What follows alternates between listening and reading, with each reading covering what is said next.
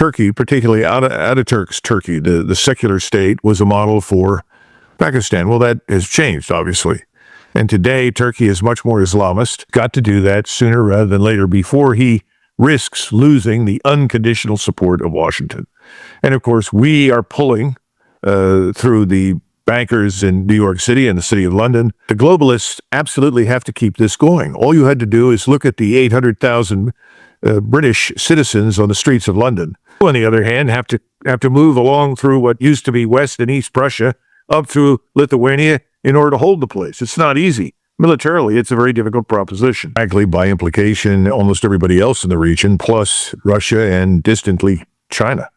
The Saudis have pumped a lot of money into Pakistan, if for no other reason, to build lots of madrasas that are radical Islamist schools. GPS signals for the aircraft that van der Leyen is on. Please don't bring her to the United States. That's my one request. We can do without von der Leyen. So there are some interesting developments in both the Middle East and Ukraine. So if we start at the Middle East, we see that the Europeans have activated this snapback sanctions on Iran, despite Iran's preparedness to engage again with the International Atomic Energy Agency. And it is interesting because both Russia and China considers this to be illegal, and it seems, therefore, that they will ignore the sanctions. For some, it seems that the decision by the Europeans appear to have set in motion steps that could be used by Israel and the U.S. to attack Iran again. Do you see it the same way, or how are you assessing the situation in the Middle East? Well, I predicted it would happen probably late September, beginning of October. It could take a little longer to come about, but I think we're on that road that, look, if you're Netanyahu, your calculus is as follows. Right now, he has absolutely undisputed control over the United States, Congress, the White House, and by definition, the American military and intelligence establishments. Now, how much longer that will last is probably on his mind. Israel and the Israel lobby have not endeared themselves to the American people. You have a number of other things happening inside the United States that have deeply troubled and in many cases angered Americans. Obviously, the Charlie Kirk assassination is one of those because there are many, many people believe that Israel was prominent in orchestrating that. Now, I have no idea. I have absolutely no idea, and I'm not looking into it because I've got so much else to do. But that's a growing perception. In the 9/11 issue has come back into force, and large numbers of people are beginning once again to point to Israel's heavy hand and that this is all bad news for Mr. Netanyahu and his government. And what's happening now to that has to be added, our fragile financial system and our flat lagging economy. Contrary to popular belief, whatever Trump says, no, we're not going gangbusters and the economy is not soaring and our financial situation is very, very fragile. So if you're Mr. Internet and Yahoo, you might as well take advantage of the opportunity that you have right now, which is to use the United States as the source of your military power and go after your principal adversary, which in their minds is Iran. Now, the problem with that is that there are other developments, and you're familiar with this, about the Saudi Pakistani Strategic Mutual Defense Pact. That's not really as much news as you would think. The Pakistanis have a long-standing relationship with the Saudis. The Saudis have pumped a lot of money into Pakistan, if for no other reason, to build lots of madrasas that are radical Islamist schools. Pakistan is in the forefront of this Islamism. So they have a mutual admiration society going. The Pakistanis, they have a very good reputation as soldiers. They're competent military people. The Saudis are not, and they're a nuclear-armed power. And the Pakistanis have always advertised their nuclear capability as the quote-unquote Islamic bomb. Now, Pakistan also has a very long-standing and close relationship with Turkey. And initially, Turkey, particularly out of Turks, Turkey, the secular state, was a model for Pakistan. Well, that has changed, obviously. And today, Turkey is much more Islamist. And their relations have grown closer. And Erdogan knows very, very much that if he needs a nuclear weapon, the Pakistanis will deliver it. So now you have three things happening. You've got the Turks and the Saudis working with the Pakistanis that could go nuclear very quickly as powers with nuclear warheads on missiles. Then you have Iran, which has not been idle since the 12-day war. Many of the weaknesses that were detected during that 12-day period have been identified and repaired, not to perfection, but certainly 80%, which means their integrated air defenses are now much, much better.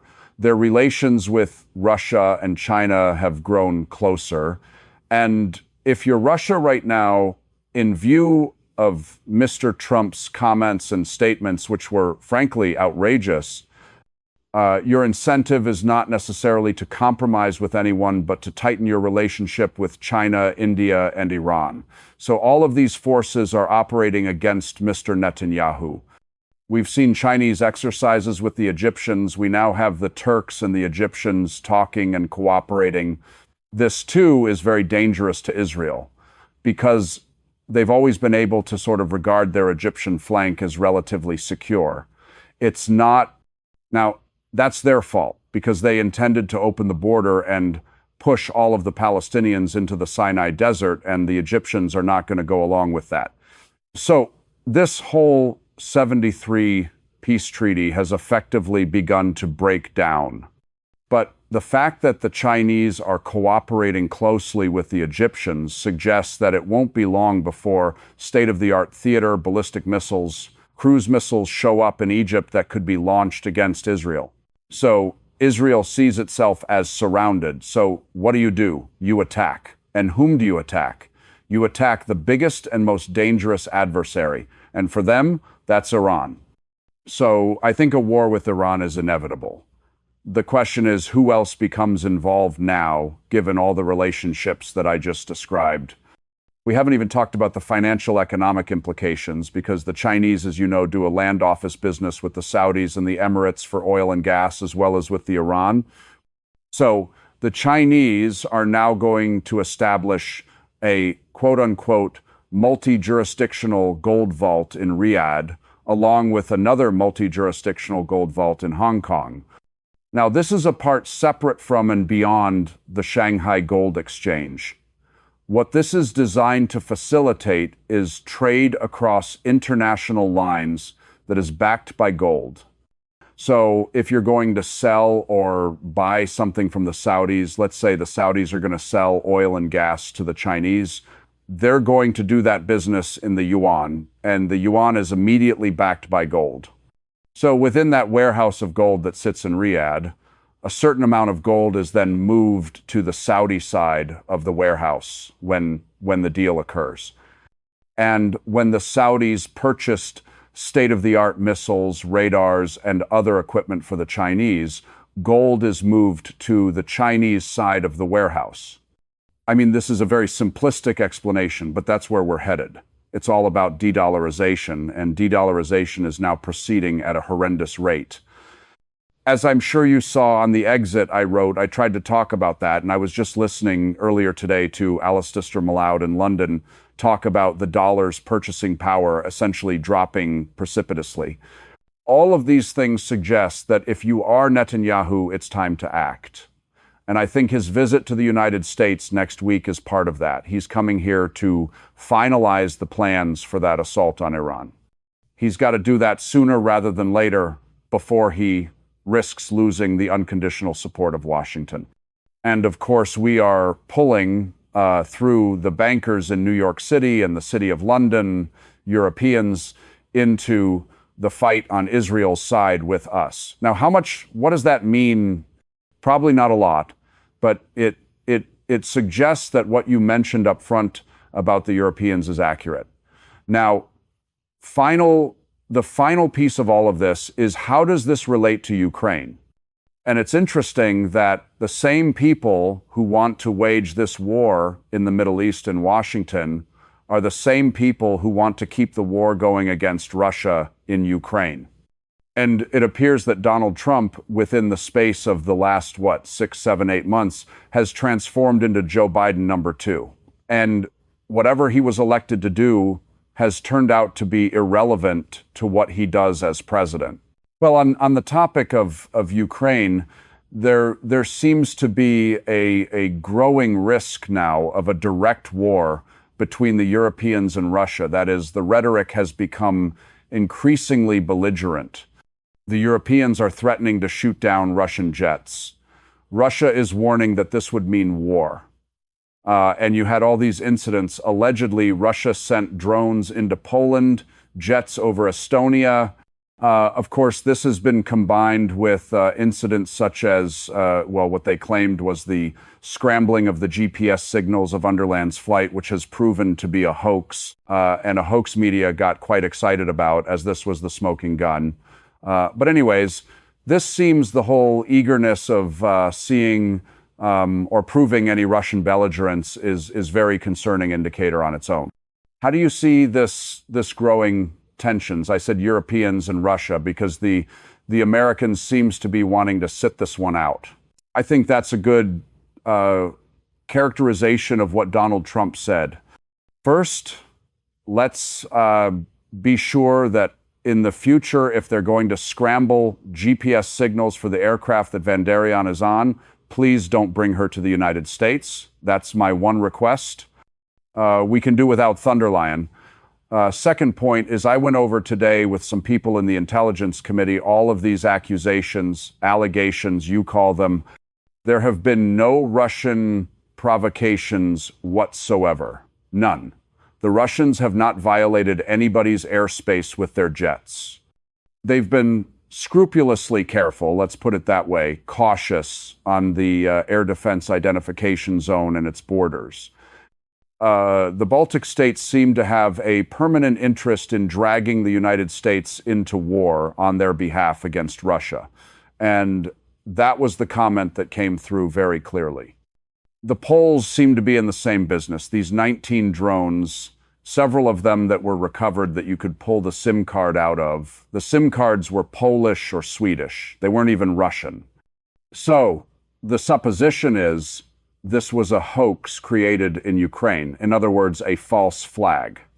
Now, I guess the Poles were part of it because the Polish foreign minister was quick to make all of these ridiculous threats against the Russians on the basis of a supposed violation that never happened.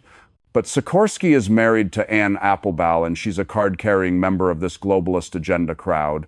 So it's all nonsense. The Russians have gone to great lengths to avoid any conflict with NATO and the United States. Now, we, on the other hand, have not been quite as scrupulous. But the point is, Mr. Putin is not looking for a war with us. Now, the rhetoric, and I think it's important that you bring that up, does the rhetoric matter? Well, yes, it does. There's now a new call in Moscow for mobilization of 18 to 25-year-olds. So we're talking about a Russian military establishment that's already extraordinarily large and powerful and well-equipped, well-led, well-trained, now receiving fresh blood, if you will, making it potentially down the line even more dangerous. And this is really the result of everything that we in Washington and our friends in London have pushed on Europe. We've created the very thing that we said we didn't want. That Russian military establishment that exists today, which is very formidable, did not exist 3.5 years ago, as you know it does now, is very real. But we got to look at what President Trump said. It's very interesting. It looks like President Trump has abdicated his leadership of NATO to quote unquote others. He's effectively said, well, we'll sell you whatever you want. You can do with it as you see fit. That's your show, and we're going to effectively sit this out. Well, there are a couple of problems with that. First of all, I don't know how much money the Europeans have to spend. They may not be able to afford whatever it is that we're sending to them. Secondly, our inventories of missiles and radars and other things are downed. Our production lines are not like Russia's. They don't hum 24 hours a day, 7 days a week in a huge manufacturing base devoted to military power. So I'm not sure what it all means in the short run. It may not mean very much, but the globalists absolutely have to keep this going. All you had to do is look at the 800,000 British citizens on the streets of London. Look at the tens of thousands of French citizens in Paris. Look at the attitude of the broader elected towards electorate, towards these globalists running their country. People that have opened the borders, people that want to change the laws, that are doing everything in their power to castigate, oppress their native population in favor of foreigners, and to effectively destroy national culture, national identity. That's the larger globalist agenda. If you listen to Hariri, who's the priest in the high church of globalism, it's very obvious. We used to call this Bolshevism. You know, this is what Trotsky and Kamenev and Radsey and the rest of them all dreamt of, erasing all of these identities, declaring everything as artificial constructs, which it's not. There's nothing artificial about language, race, ethnicity, religion, or culture. Those are real things. Those things define us as human beings.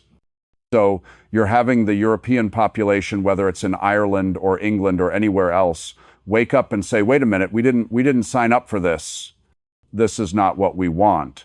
And Russia, as we've talked about before, is the last bastion of a national state that refuses to assimilate into the amorphous mass of nothingness that the globalists want to create. So they're going to continue to push for confrontation, verbal or otherwise. But my point is, right now they have nothing to bring to the fight. The Laotian armies in Western Europe are no match for the Russians. The idea of putting them on the ground in Western Ukraine is absurd. They can't sustain themselves for 100 kilometers, and the Russians will target them and destroy them if they do it. So I think most of the threats are just nonsense.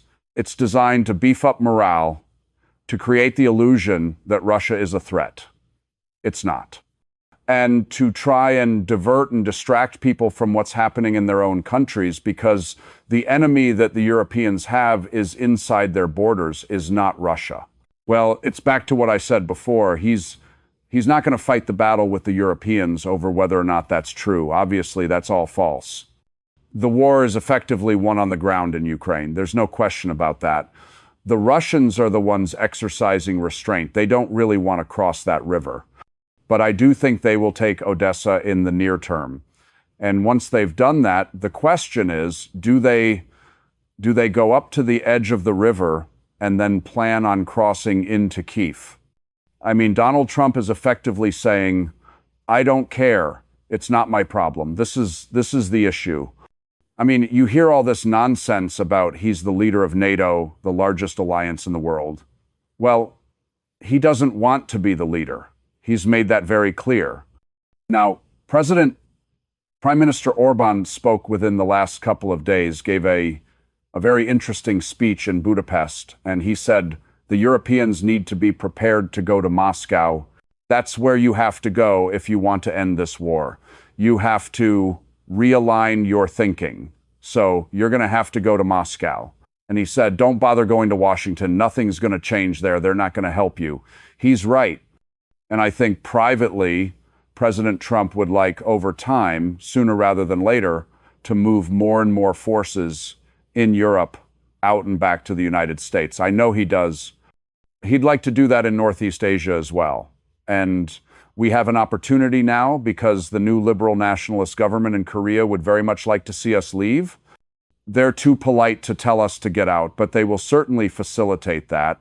And they want command and control of their own forces on the peninsula, which they should have had 25, 30 years ago. This is ridiculous. So these forces that are moving in the United States are moving away from confrontation with Russia. That doesn't mean it couldn't happen. And if he sells them Standard Missile 6, essentially hypersonic attack missiles that can penetrate whatever they've got out there, and lets the Ukrainians or their mercenaries or whoever operate these missile batteries. That's very dangerous, because it would be as though we were allowing the Chinese, for instance, to set up missile batteries in Mexico and launch against Phoenix, Arizona, or Dallas, Texas. No, that's outrageous. We would strike back. Well, the Russians will strike back if this nonsense continues.